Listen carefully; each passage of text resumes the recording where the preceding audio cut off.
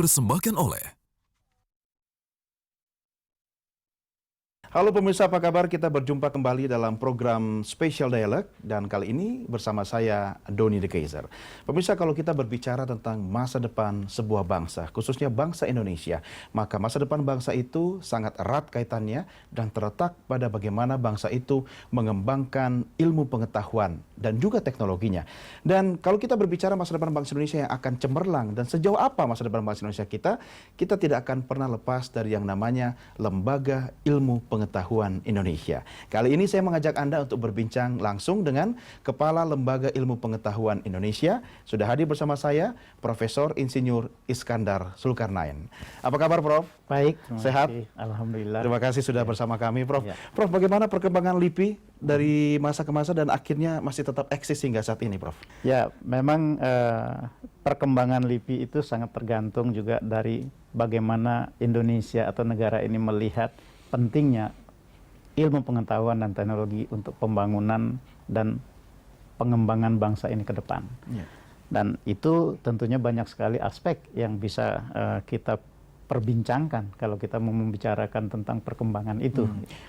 Dan tahun ini, tepatnya tanggal 23 Agustus, LIPI genap berusia 49 tahun. Betul. Usia yang cukup panjang, Prof. Betul. Menurut Anda apa capaian utama LIPI dalam kontribusi terhadap pengembangan ilmu pengetahuan di tanah air? Baik, apa yang dicapai dan dikontribusikan oleh LIPI selama 49 tahun tentunya berbasis kepada apa yang ditugaskan kepada LIPI untuk dijalankan. Nah, di dalam menjalankan aktivitasnya, LIPI selalu berfokus kepada tugas LIPI sebagai institusi pemerintah yang melakukan penelitian di bidang ilmu pengetahuan. Itulah tugas LIPI. Tetapi di dalam fungsinya kita tidak hanya melakukan penelitian, tetapi kita juga harus melakukan pembinaan di dalam membangun sumber daya manusia yang berkualitas, yang memiliki budaya ilmu pengetahuan dan teknologi. Oleh karena itulah di dalam ulang tahun kami yang ke-49 ini, ya kita melakukan serangkaian acara, serangkaian kegiatan yang memang merefleksikan apa yang menjadi tugas fungsi dari LIPI.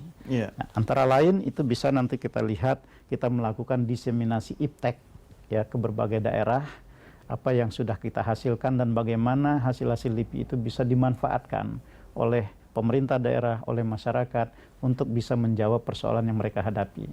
Kemudian di sisi lain kita juga melakukan pembinaan kader-kader bangsa, jadi anak SMP, SMA untuk memiliki kemampuan di dalam melakukan kegiatan-kegiatan ilmiah.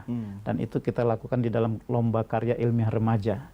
Dan juga kita melakukan sebuah kompetisi di mana kita mengencourage para penemu-penemu muda, young inventors, itu di dalam sebuah event yang kita sebut dengan National Young Investor Award gitu. Nah, tapi di sisi lain kita juga punya sebuah kewajiban bagaimana kita bisa membantu pemerintah daerah di dalam menjawab persoalan yang mereka hadapi.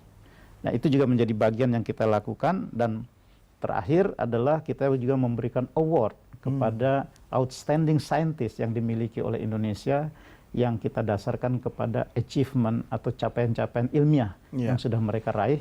Dan sekaligus sebetulnya award ini kita maksudkan untuk memberikan tempat terhormat dan juga menggugah bangsa ini bahwa kita perlu menghargai para ilmuwan kita. Ya, ini menarik, Prof, karena tahun ini adalah tahun ke-15 ya, Prof ya. Betul. Diselenggarakannya Anugerah Sarwono Awards ya. Terkait juga dengan kiprah LIPI yang sudah 49 tahun yang harus kita kritisi begini juga, Prof, terkait dengan bagaimana kualitas sebuah riset atau penelitian itu dilakukan oleh peneliti-peneliti kita. Tadi Prof Anda katakan sejak muda sudah ada ajangnya ya bagi peneliti muda. Tapi bagaimana kalau kita berbicara di kancah global, riset-riset yang berskala internasional, bagaimana LIPI melihatnya? Baik, tentunya kita juga harus menuju ke arah sana. Itulah sebabnya LIPI memiliki visi itu untuk menjadi lembaga ilmu pengetahuan berkelas dunia, ya di dalam pengembangan, pemanfaatan dan penguasaan iptek untuk meningkatkan daya saing bangsa.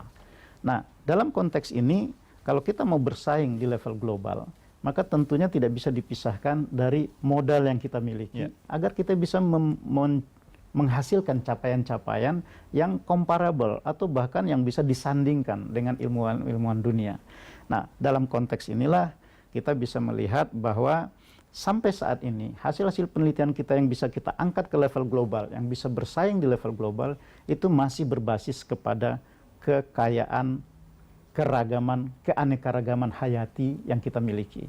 Karena kalau kita mau bersaing di level yang lain, maka kita masih membutuhkan fasilitas, kita membutuhkan anggaran yang besar, dan kita membutuhkan jumlah peneliti yang lebih banyak. Dan itu belum kita miliki sampai saat ini. Artinya ini bisa dianggap sebagai sebuah tantangan ya Prof ya? Betul. Ya mudah-mudahan harus ada keberpihakan. Artinya bukan cuma Anda Prof dan teman-teman yang ada di LIPI yang harus berjuang, ini adalah PR bangsa ya Prof Betul. ya? Anda melihat apakah dukungan politik dari pemerintah sudah cukup kuat untuk membesarkan LIPI dari sisi anggaran misalnya? Baik. Ini yang menjadi sebuah hal yang saya tidak katakan itu sesuatu yang kita prihatinkan gitu. Karena bagaimanapun kita harus melihat bahwa realita itu adalah sesuatu yang harus kita terima.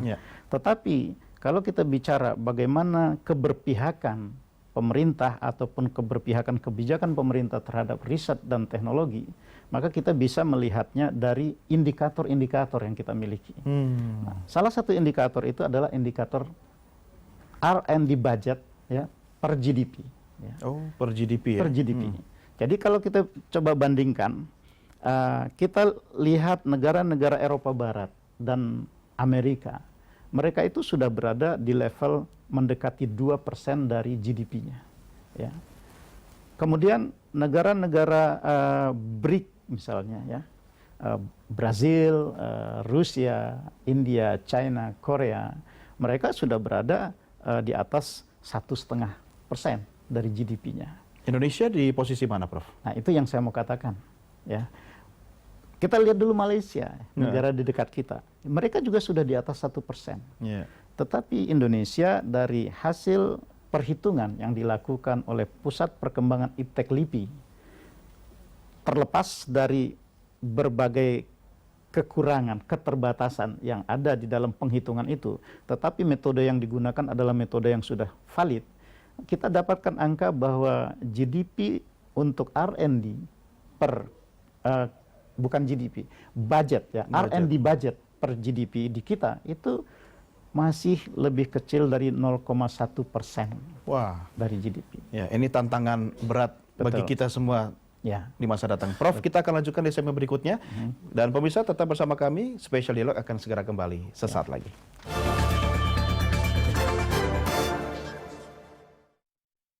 Dipersembahkan oleh